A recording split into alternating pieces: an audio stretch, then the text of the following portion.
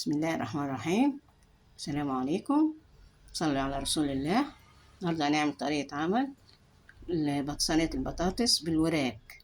عبارة عن نص كيلو بطاطس، جزراية، وقرن أو 2 فلفل، وادي بصلاية بنقطعها اهوت جوليان أو جوانح، وادي التوم، وادي الملح والفلفل بتاعها، وبهارات بتاعتها السبعة، ورق اللوري، والفراخ، بهارات الفراخ او اللحم.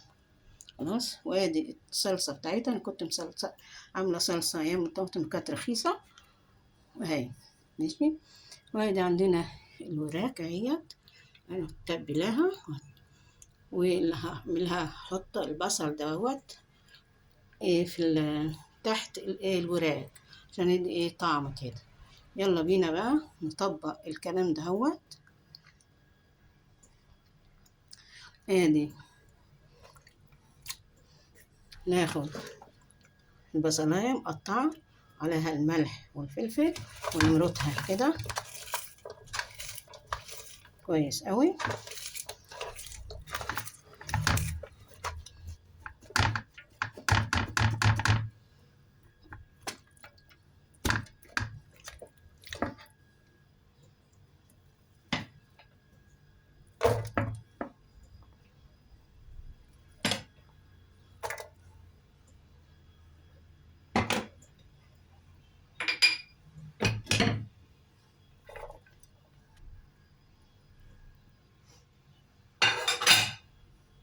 نمرط البصلة بالثومة كده كويس قوي.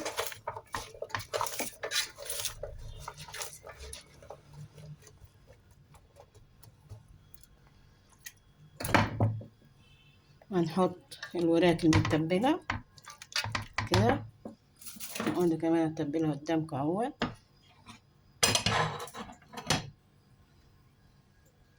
ناخد كده نحط دلكيها كده كويس عشان تشرب بيها. يا ريت تسيبيها ساعة على الأقل أو نص ساعة قبل السوا عشان تتشرب.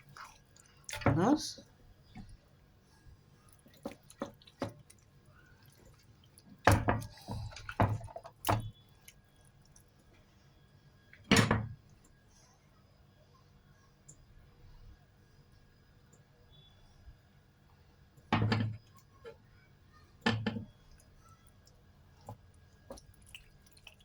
تمرتيها كده كويس بس.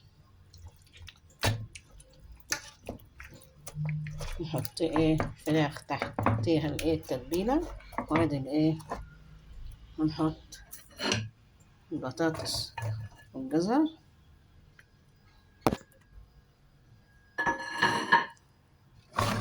ونمرطها برضو.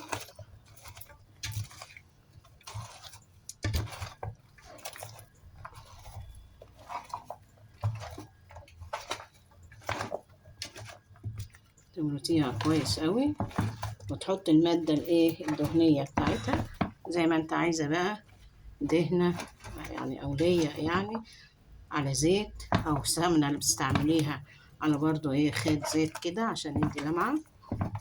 خلاص.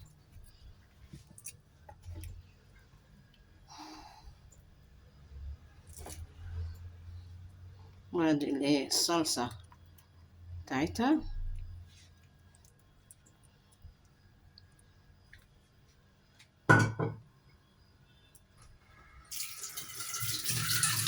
وتزوديها بالشوربة لو عندك، أو مي، وهتسويها يعني من ساعة إلا ربع ساعة على فوق على الفرن. وبعد كده هتسويها على هتحطها في الوش البوتاجاز عشان تاخد وش. دي يعني هتنجزي اكتر من يعني تسخني، ما تحطيها تغلي مع بال ما تاخد مع بال ما تسخني الفرن. خلاص.